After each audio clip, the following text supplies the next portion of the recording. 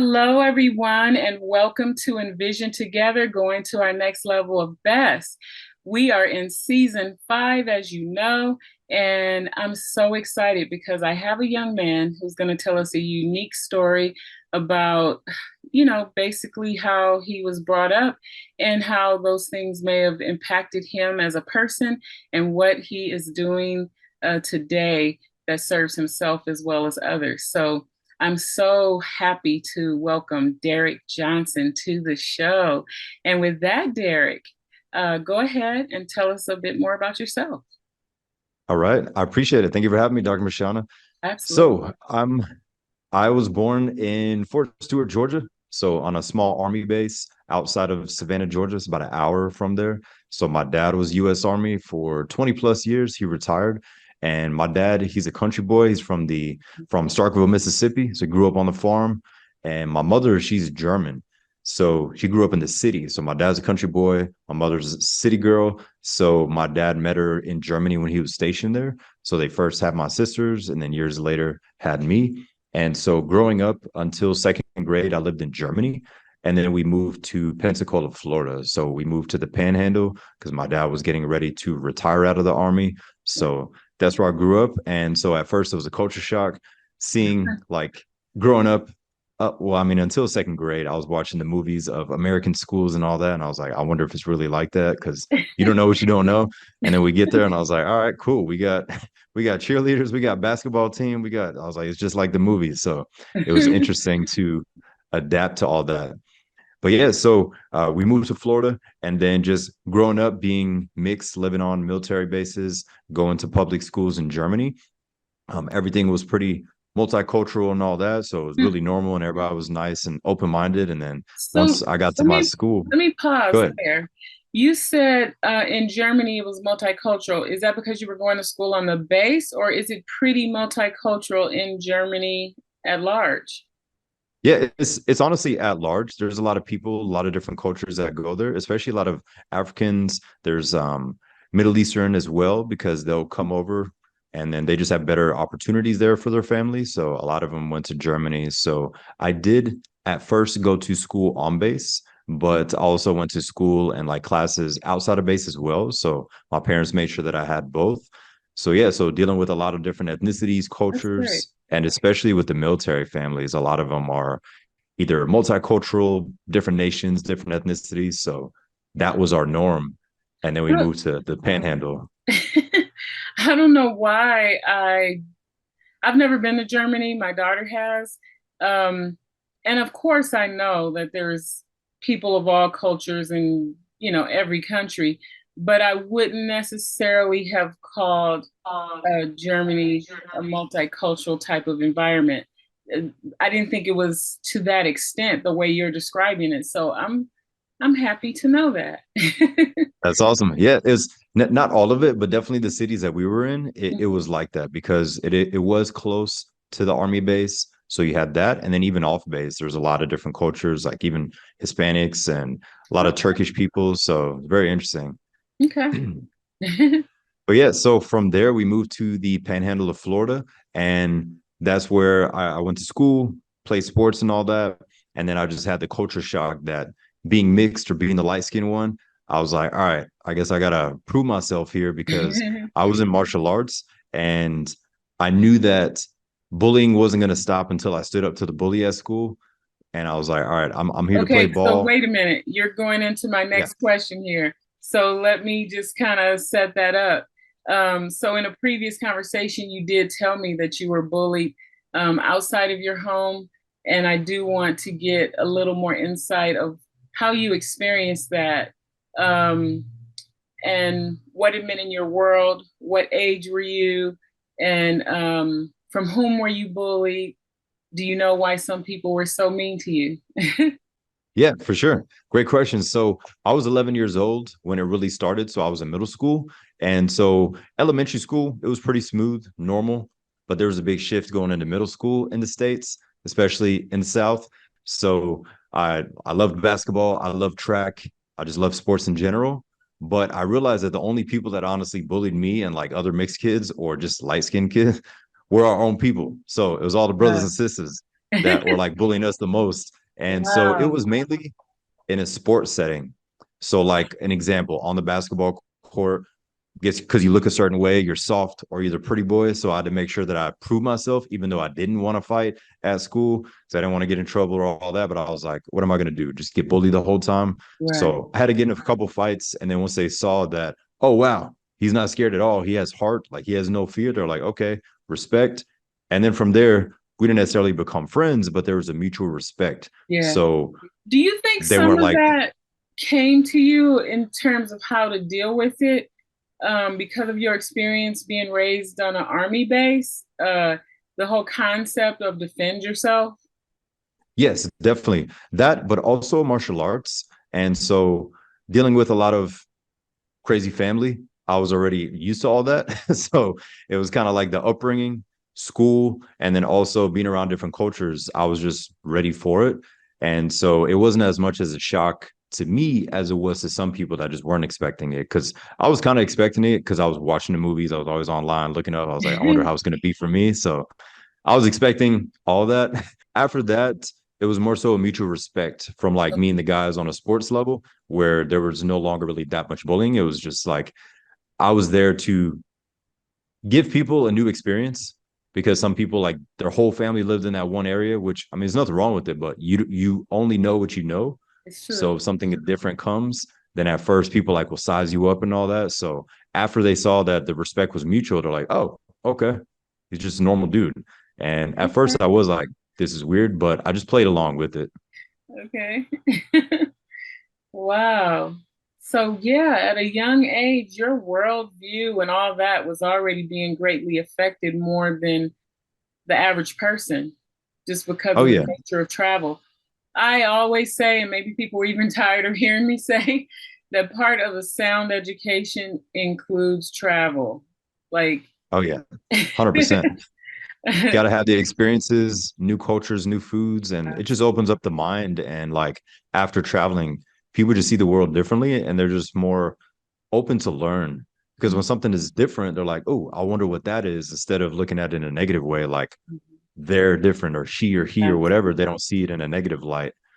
and not relying on just what you experience through media, but Yeah. experiencing it for yourself. So when I travel, I try to mingle with the locals, so to speak, and hear and engage with them about what it's like in their country and what they're proud of or not happy Oh, with, yeah. or just where's the best place to eat. I mean, Yeah. so The locals, they always give you the best experiences because thank sometimes you. just as Americans, we stick to the same places.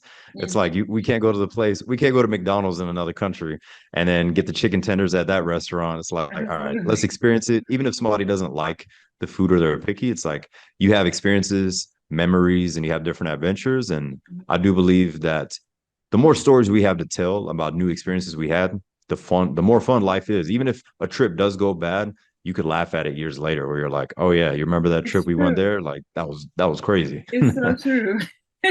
Yeah, I like how optimistic you are. So I need to get back to more of your story here. I love talking about travel and all that. So I'm really pleased with the discussion we just had. But I do want to get back to I remember you telling me that at a certain point you lived in the South in the US Yes. and how you experienced, I think, even African Americans in the South impacted Yes. you. Can you tell us more about that? Yeah, for sure. So it was mainly in sports at first because of just looking different, being light skinned, I'll just be blunt. Being the light skinned pretty boy, you're automatically supposed to be soft. So I had to prove myself on the basketball court, in the locker room, and all that. But once they saw that I stood up to all the bullies or whoever was trying to start stuff, it minimized everything. So they're like, okay, he doesn't have any fear. He doesn't break eye contact. He's not scared to fight. And after that, they stop messing with you because honestly, people that are bullies, no matter what the culture is or ethnicity, the only reason they do it is because they're insecure and closed minded and they just project onto others. So they search for somebody that looks like a victim, a Mm-hmm. girl, a guy, whoever's like really timid, Mm-hmm. uptight, looks afraid. That's who they target.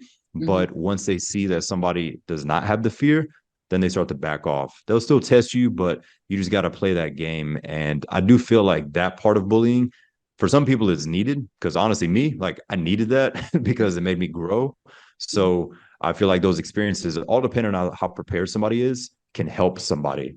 The reason I brought up you being bullied by African Americans specifically is you shared some terms in a previous conversation. What were some of the names they called you? Yeah, for sure. So pretty boy, light bright, little Michael Jackson wannabe, basically all kind of wild stuff. I don't I don't want to go too dark, but you hear a lot of crazy stuff.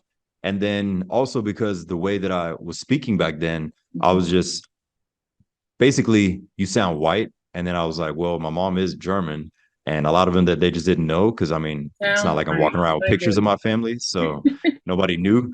And I'm just not one to like talk about myself. So I would just be there and be the quiet kid.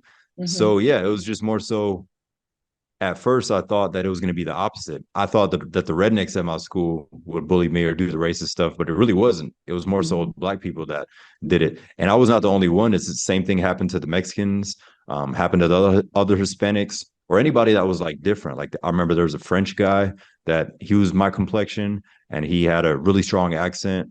And they were just like, man, what are y'all? So, but I was able to like speak to them and say, hey, you know what? Hey, it is what it is. You have to stand up for yourself. If not, this is going to continue. I did my part, so it's not going to happen anymore. You got to do your part. So I was like, I The can't reason, protect everyone. yeah, the reason I brought it up is because we know about racism Oh, and yeah. bullying and prejudice when it's coming from a different culture other than your own culture. We know a lot about that. We talk a lot about that. And we talk about discrimination, if you will, within our own culture, but it's less talked about. So Yes. anytime I have an opportunity to kind of prick or share another perspective or light of how someone experienced that, I want to do that because I want us to grow from that. I mean, Exactly. things That's like light bright. We put so much weight on complexion. If you're dark or you're light, light means better, and all of that kind of stuff. And it's just my way of keeping that conversation before us, and we keep yeah. wrestling with it and reflecting on it and growing from it. I'm dark skinned, so I experienced it from a negative light as well. I mean, Oh yeah. you were teased because you were light, and I was teased because I'm dark. It's like Yeah. you can't get it right. Exactly. And I used to see it when we'd be out in public. It honestly happened more when my parents were around. Like we would just go shopping like a normal family does. And then people would like start stuff for my dad because my dad's dark skinned. Obviously, my mother's white. And then people would say stuff to him. Like some black women would get pissed off of my dad. And then some white men would get pissed off of my mom. And I was just like, we're just walking through the mall trying to get some new Yeah. basketball shoes. I'm like, what the heck is going on? you So you like you to remind me a me, little bit of Trevor Noah and his story. oh yeah, like it was just interesting to me. Like after a while, I just didn't care anymore about it because it didn't affect me personally.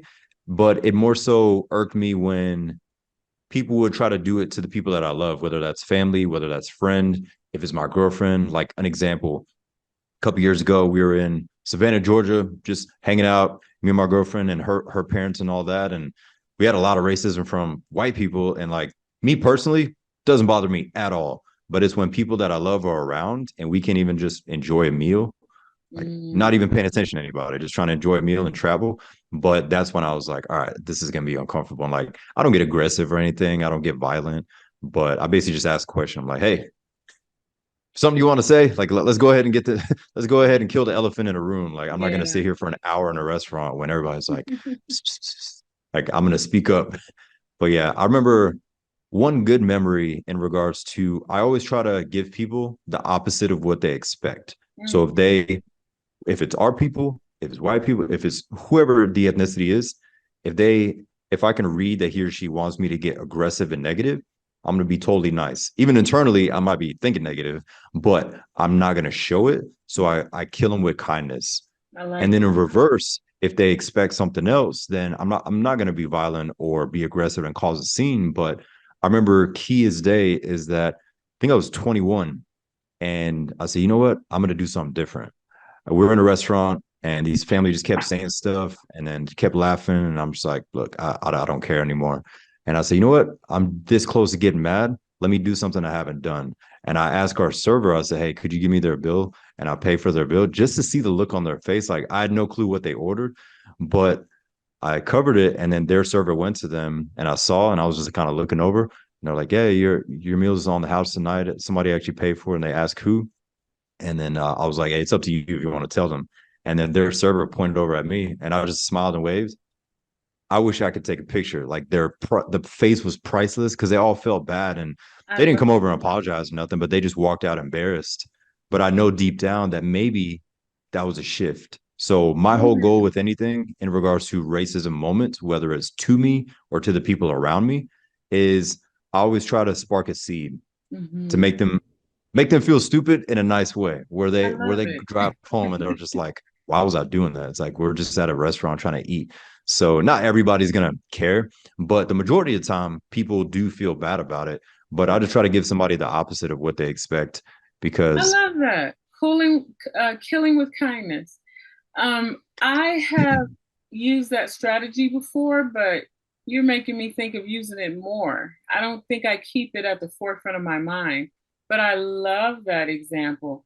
And it's little things. It's little oh things yeah, that may eventually, prick someone's heart and win them over or cause them to think differently or challenge their own exactly. thoughts about people. And whether it's something related to racism or not, it's just be kind. How about that? Yeah, Just exactly. And another quick story is my girlfriend's Caucasian. Well, she's her dad's mixed, Mhm. but looks Caucasian, and her grandpa, he was Army. And so they live in Fayetteville, North Carolina. And so that Army base is in a black community. So Fayetteville, North Carolina. And then I remember they heard that their granddaughter was dating a black dude. So I guess they had some picture in their head and I mean, even if I was dark and had dreads, why does it matter? As long as I'm respecting their granddaughter. But I remember hearing stuff. They're like, yeah, when you go there for Christmas, if they say anything weird, just ignore it. And I'm just like, hey, bring it. I don't care. So then I showed up and they're just like, so, and at first they were sizing me up and all that. But then when they heard, I guess, the way I speak, they're like, oh, did you go to school? And I'm like, Did I you was go like, to yes, school? sir. Yes, sir. Yes, ma'am. And walk through the basics. But once we got past that, then they like fell in love with me. And I was just laughing because in my head, I'm like, so y'all sized me up when I walked up there. I'm like, what is it? What are you doing? But then when I think about it, I said, you know what? I can't even be mad at them because they've been in this mentality for 60, 70 years, or they're probably like 80 now. But I try to put myself in their shoes and say, you know what? Instead of me being selfish, that yeah, it was awkward the first 5 minutes. It is what it is. But I said, I'm not gonna say that, oh, I don't want to go meet your grandparents. And I said, no, I'm going to go ahead and face the elephant and let's get this over with. Right. Then try to make an excuse like, oh, Derek couldn't make it to the Christmas thing. Oh, he couldn't make it to that. And like, I never wanted to make an excuse about it. So the first time I met them, the first 5 minutes was a little awkward. But then after a while, they really liked it. And then my girlfriend was like, yeah, he actually was in German, did this and this. And then once I said something in German, her grandpa was like, oh, man, and told me all these army stories in Germany. Mhm. But in my head, I'm like, what if I didn't speak German? Well, like, but I Right. don't do the what if, but it was just interesting. But either way, I just gave somebody what they didn't expect. And that's what I always challenge myself to do. And that's anywhere. It could be in public. Yeah, it's way harder said than done, but that is my challenge for people is to don't give people what they expect, even if it's our own family. Sometimes they expect you to cry, erupt, yell, whatever. Usually I'll just try to just be blank. Mhm. Some people say it's nonchalant, but hey, I just say I'm not going to allow somebody to control this. Right. That's great. So you also told me about, so you had bullying outside of the home, but then you also experienced it in the home. Can you tell us a bit about that? Yeah. So when I turned 11, I was in middle school. So that's when I put my foot down to myself and said, I'm no longer going to get bullied at school and at home. And at home being, so my parents, they both grew up poor and they were the oldest of multiple siblings. So they had to be the dad, they had to be the mom. They had, I think, 5 to 7 or 5 to 8 brothers and sisters all in a tiny house. And like they saw some wild stuff. A lot of things happened to their mothers, and they just saw a lot of violence and drugs and alcohol. Mhm. So between the hours of 9 p.m. to 1 a.m., when I turned 11, I noticed that there was a shift, that my parents were drinking a lot more. And they were super positive. They became successful in their careers. They were well known. So I never wanted to tell anybody because I didn't want to bash a reputation. I was never the kid that ever complained. Like nobody ever knew when anything was wrong with me because I always told myself, I was like, it could be worse. I know plenty of people that have it worse. And I Yeah. said, I got both parents. We have air conditioning in Florida. We have a nice home. It's like, what is there to complain about? I can handle this. But basically, what happened is that they would drink, and it was once the guests left or after the cookout, that's when something would shift and they would release whatever happened in their past. So, like, my dad's been deployed a lot. Obviously, grew up in Mississippi, which is the most racist state in America. So, he dealt with a lot of stuff, violence, violence, violence. And my mother had her own backstories as well in Germany. So, I would see that by the age of 12, I had so many nights of dealing with them, screaming, yelling, punching, fighting, breaking glass, doing all this stuff that I said, you know what?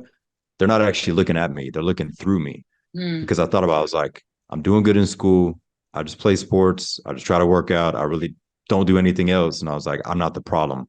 And the more that I could see that it would only happen on nights that they would drink, I was like, you know what? It's them. Something happened in their past. I'm not going to ask questions. I'm just going to accept that it is what it is. But that's what inspired me to really get into fitness because I grew up the very skinny kid. I was shy. I had a really bad stuttering problem. And I was just like that Really? timid kid. My shoulders were slumped over, and I was just like scared to be scared for no That's reason. what I But it was all stemmed from at home. that's So what I, I was I gonna basically had ask to kill you. that character. That's what I was gonna ask you is how did it affect you mentally, emotionally? But some of those things you just said is that, right? It, Yes, exactly. So basically, I went from being shy, timid, scared, fearful, and all that to I just said enough is enough because I was getting bullied at home between 9 p.m. to 1 a.m., like 300 nights a year. And then I go to school and I'm like, I can't even play my favorite sport. And I said, I can't even be in the locker room. And I was just like, I'm not going to become a violent person or repeat whatever they repeated. I'm not going to pick up a bottle. I'm not going to do drugs. And I'll just say, you know what? Let me just face everybody because nothing is going to change. But it all started with fitness. I knew that I had to work out on myself, not to work out to fight everybody, but more so to be more secure in myself. So within a year and a half, I did a total transformation. Like I went from the skinny kid to built and athletic. And then my classmates, and my how old were you? teammates, I was 12 at the time, and that's when I got obsessed with fitness. So So what I you would do, started developing muscles and all that at 12.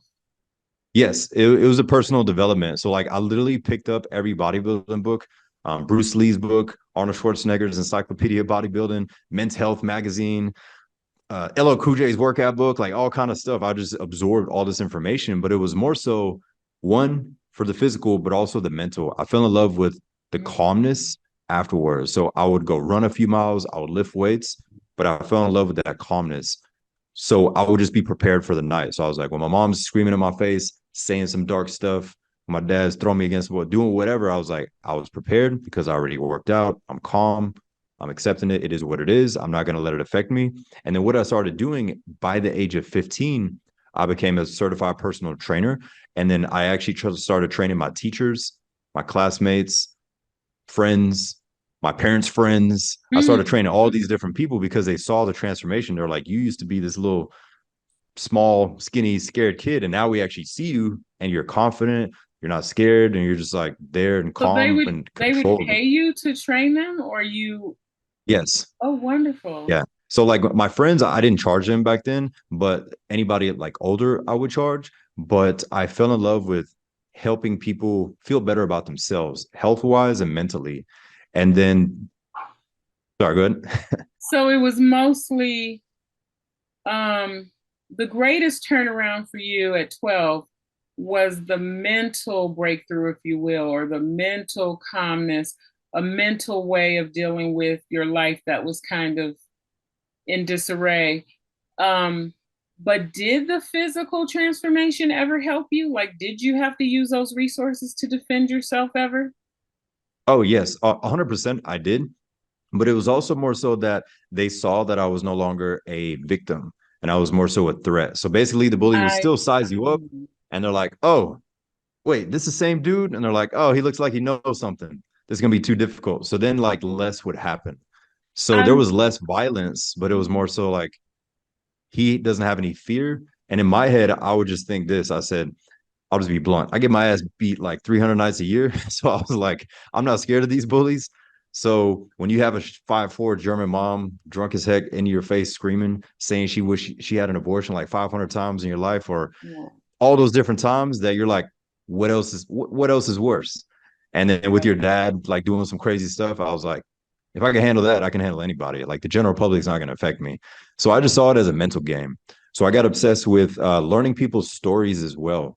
So I would read biographies, autobiographies, I would listen to interviews, and I would really look at the highest people in their field, like athletes, musicians, artists, even just like random people, like engineers, people that I really wouldn't look at, but I would more so look at it to learn their story. And every single one of them went through traumatic things, whether it was family, whether it was foster care, whether it was child services, like they all had some wild stuff. And I said, huh, this is interesting. So I fell in love with it and I said, I'm not normal.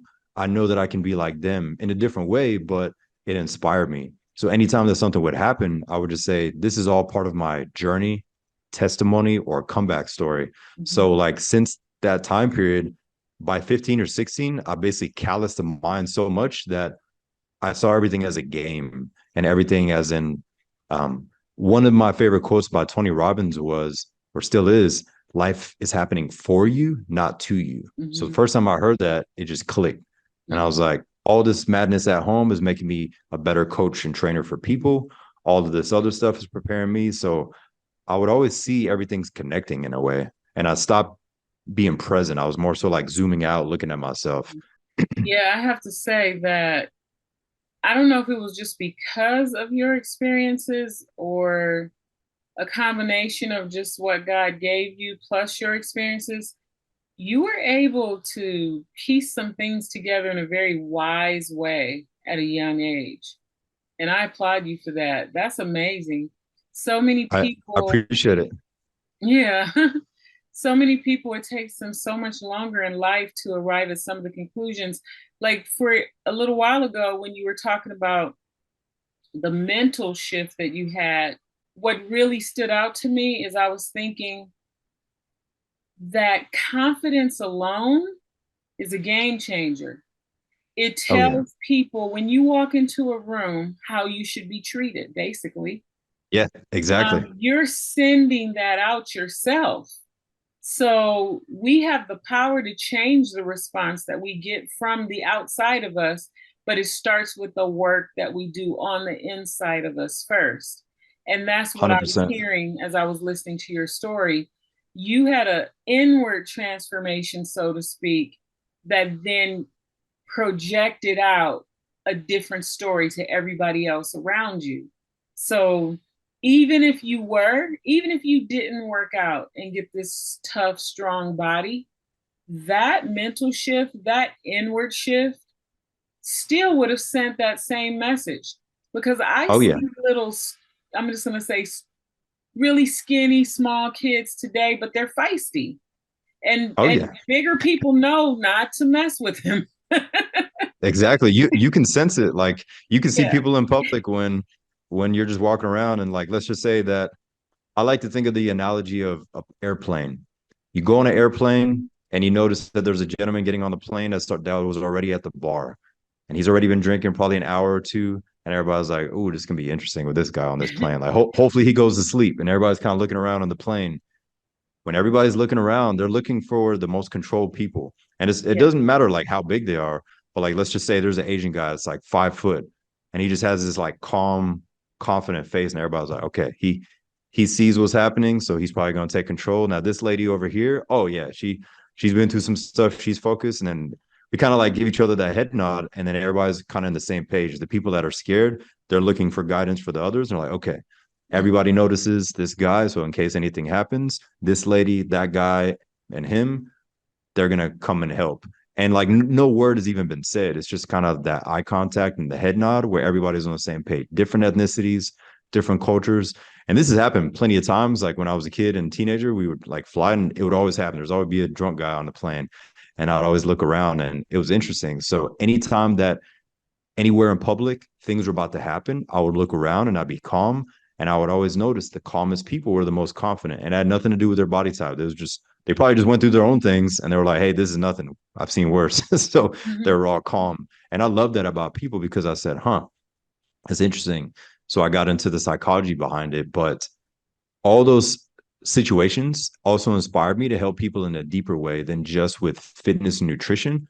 The older I got, I really fell in love with helping people psychologically as well overcome the traumas, the bad relationships with food, which usually stem from bullying, whether that was family or friends or like an ex.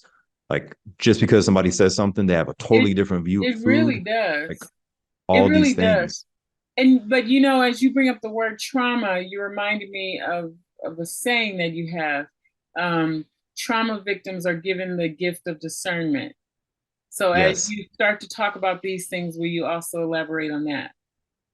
for sure. I truly believe that everyone that's gone through trauma, whatever that level of extent is, or if they've seen hell, quote unquote, whether that's family related, society, whatever it is, we're all given a gift.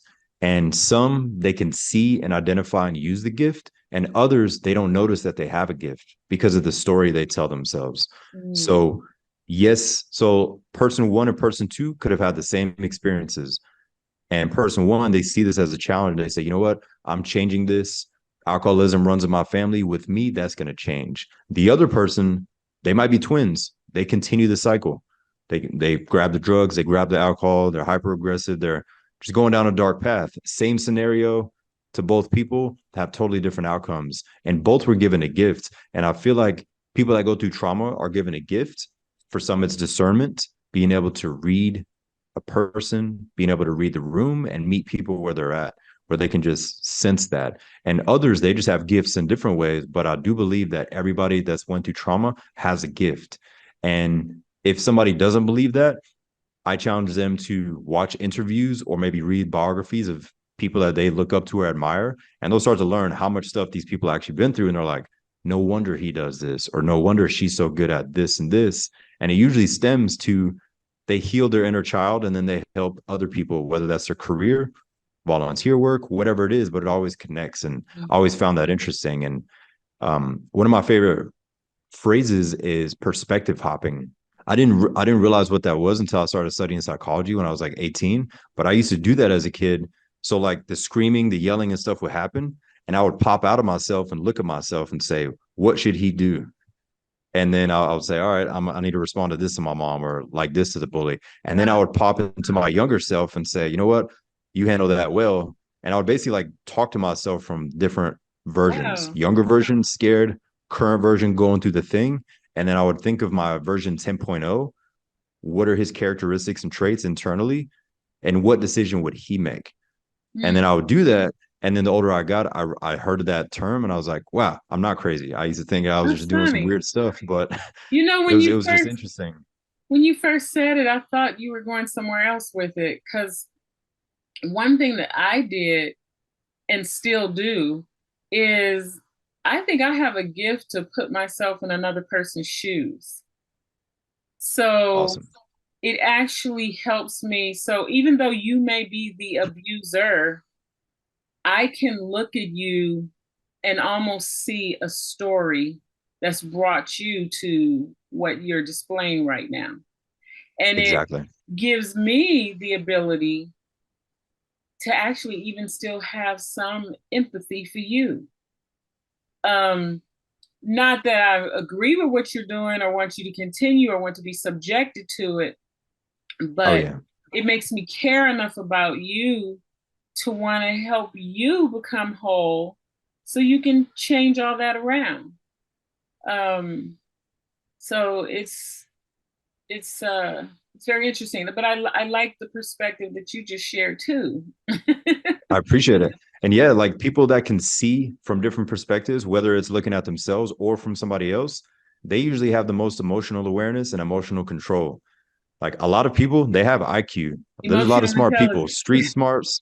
Yeah, they got the emotional intelligence, they got street smarts, they got book smarts. There's a lot of smart people, but there's very small amount of people that have emotional awareness and emotional controls. They got the IQ or the street Q, but they don't have the EQ. So they just erupt. And it was always interesting. So I would look at my family, I would look at my old friends, and just in general in public, when I'd be in public as a kid and teen, I would just read. And I was like, why are these people being like so hyperly emotional about the smallest thing? You'd be in a restaurant, somebody brings you ice in your drink, and they're like, I didn't ask for ice. I was like, why is that big a deal? Just say, hey, do you mind taking the ice out or bring me another one? And then I would notice it was just people that didn't do much personal development. Right. Anything that would happen, they would just erupt and cause a scene about it because they just were in pain, going through something dark, stressed out, confused, on edge. So there was always something deeper. It was not the server's fault that they brought ice. They brought ice in the water. Like that was just the icing on the cake to the Right. person. So another way to say that people who've gone through traumatic experiences have discernment is to say that a tough lesson was presented to them and they learned the lesson, Oh and yeah, either you can pass the test, meaning you take those experiences and you learn how to make something more beautiful out of it, even if it's just sharing or helping others with the knowledge you've gained by being through that experience. Or yes, people can make the decision that I'm just destroyed by it and they get paralyzed and don't move forward. So it's exactly. very, very interesting to think about it that way. But you know, now today you're a coach and you're helping others, whether one on one or in small groups. Why do you do this kind of work? I think you've touched on it a little bit here and there, but what's your big why? Great question. I love to give people their power back on a Mm, deep level. I give people their power back. So have the tools, experience, knowledge, but it's not necessarily that we're doing something that's that new or that deep. It's more so just reminding them that the power is actually all already inside them. mm, So people are always searching for the new thing, searching for that, looking for outside validation, or placing happiness on a number on a scale or measurements or how they want to look in a picture. Like there's all these different things that are common with many people. But once they realize the power is within them, their response to anything becomes better. We don't pretend that stress, anxiety, trauma, we don't pretend that stuff doesn't exist or is not going to happen again. We just say, once that person realizes that they have the power, they usually are much more strategic in their responses. They respond on strategy rather than emotion. And if they do feel that emotions are going to take over, they take a step back and they breathe, they reassess the situation, and they make a better decision. And maybe in the past, they wouldn't have been like that good on the response that they were like, man, he or she used to fight or used to yell and scream. And now they pause, say, you know what, they're just going to walk away or whatever the better outcome is. It's always interesting. So definitely being able to give people their power back and make them identify that it was just overshadowed by whatever happened, trauma, limiting beliefs, whatever was said, whatever experience they had, but giving them that power back so they feel that they can thrive and not just feel like they're surviving. mm-hmm. All the answers are already inside. I agree with that too. I wrote a novel. It's a two-part series so far. There's gonna be other parts to come, but it's the Nice. same type of story, if you will. There's a girl who's gone through a very traumatic experience, and ultimately she's learning that the answers were always inside. Although she goes through a plethora of different situations and um, actually really terrible situations along the way, but that's the whole point. What you're looking for, what you're searching for, Oh, yeah. is already inside. So I agree with you with that. What are some principles that you share in your coaching sessions um, that could help people go to their next level best around the things that we're talking about? Don't spoil it. We want people to get in touch with you and get your services to do one-on-one coaching or group coaching. But what are a few nuggets you can share with us that'll help people? Yeah, for sure. So one of the first things that I do with anyone that I recommend is they grab a sheet of paper and they create an eliminate sheet. Eliminate sheet. So what they're going to do, they're going to ask themselves the question, what is something that I'm doing that is holding me from making the progress that I want? Mhm. And what is something that I'm doing or consuming that could help me make more progress? Like maybe I could replace it with something better. So what could we get rid of, or what could we replace with something better? So I always start with what we eat and what we drink. Mhm. So first thing in the morning, that person, they wake up, what do they grab when they go in the kitchen? Are they grabbing the sweet tea? They're grabbing the Coke? Are they putting the artificial flavoring in their coffee, whatever it is? Or is their first thing that they drink just water? So looking at it at a basic level with what they consume, with what they drink. Maybe that person's like, you know what? I do need to cut down on the sugars, especially in the morning, because by 10 a.m., they feel like they're crashing and they're like, I need another coffee or some more sugar. So it could be that for that person. For somebody else, it might be what they eat. So starting off with that list, first with what you consume, what you eat, what you drink, what can we eliminate to help them make more progress? And they're the ones that are writing. So they're thinking about it like, okay, what about mentally? Intrusive thoughts. Maybe they speak negative to themselves. Maybe they don't know how to accept a compliment and they feel really uncomfortable and awkward and they downplay themselves. So somebody gives a genuine compliment like, hey, your skin's looking great. You look hydrated. Nothing weird about that comment. The person's like, oh, yeah, my skin's not that great and blah, blah. Like they always have to Mhm. kind of belittle themselves when somebody gives a genuine compliment. But these are just all common examples. But the more that somebody writes, the more clarity they get and the more less judgmental they are.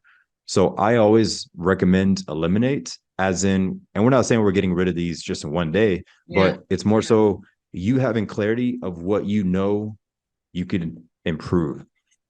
And I always recommend that opposed to adding to the routine or adding to the schedule. Because when you add to somebody that's already stressed or feeling low, it's just not going to work.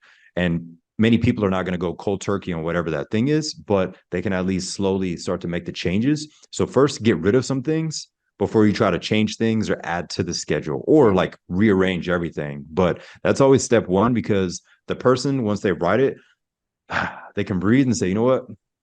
That actually felt good. I never actually got that all out of my chest, speak it or write it down. Usually they know that one main thing. Everybody knows that one main thing that they want to do less of, but to think of more. So if they wrote down 10 things and they might all be small, but those small things usually hold a lot of weight on us because it might just be that one bite of food, that one drink, that one person they text. So once they have that clarity, they feel some power and then slowly they can begin to work on what they can eliminate and then we start to go deeper on their programming. But that's always step one that I recommend to everyone is That's do not great. change your schedule.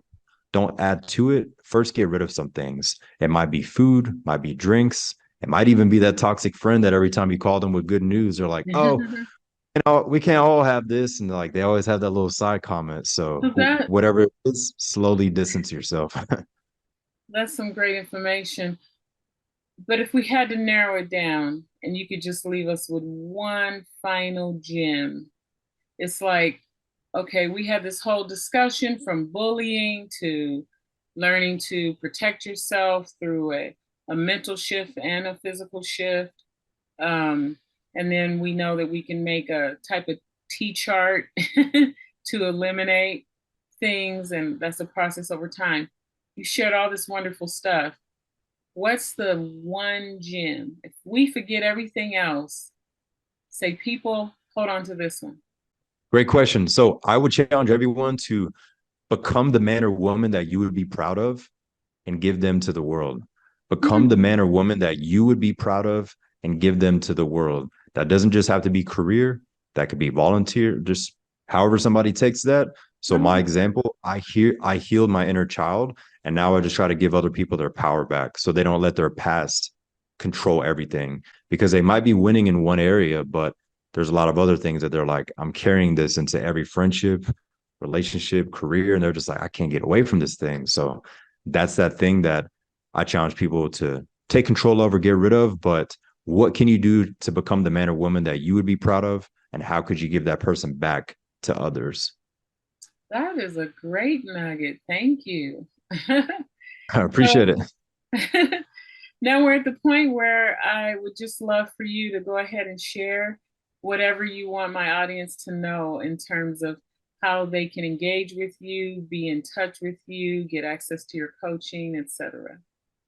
For sure. So they can find me at my website, which is fitwithderick.com, Derick. The only right way to spell Derek, but fitwithderick.com. On there, they'll see pictures and videos of males and females, different careers, different body types. But I love to show the videos because they speak about their journey. For some, they needed help with public speaking and they felt stuck in their career. With others, they were just like, I had a bad relationship with food. Now I don't see food as good or bad. They just see it in a different way. So all those deeper stories. And so I just like showing people with real results. And so knowing that they can relate to somebody, that's all it is. Because not everybody is an athlete. Not everybody wants a certain type of body type, but they might relate to somebody's story where they're like, wow, I totally relate to that. I had a divorce. I went through this, started drinking more, and I just felt stuck. Being able to see those things. And on social media, my whole intent is to plant seeds. Plant seeds. So when somebody's about to hit snooze, when they're about to skip a workout, when they're about to pick up that bottle, when they're about to order again on Uber Eats, they're going to think about one of my videos and be like, you know what? He called me out that thing. So just planting seeds all the time. But they can find me at fitwithderick.com or on social media. It's going to be fitwithderick2. That's the number 2. But yeah, my whole intent is just to be that person that's in somebody's corner that's going to push them to their true potential. Well, thanks so much, Derick. This has been really a delightful conversation, and I thank you for being very transparent, sharing your experiences, your pain points, and um, how you overcame them, and how it's guided you to who you are today and what you're doing. You're living what you gave as your gym to all of us. So I really I appreciate appreciate it. that. I think this is going to be a wonderful episode that I'm excited to share with everyone. So thanks again for being on enVision Together. Thank you for having me. It's a pleasure being here. Hopefully, somebody can take away one or two things. Wonderful. I'm sure they will.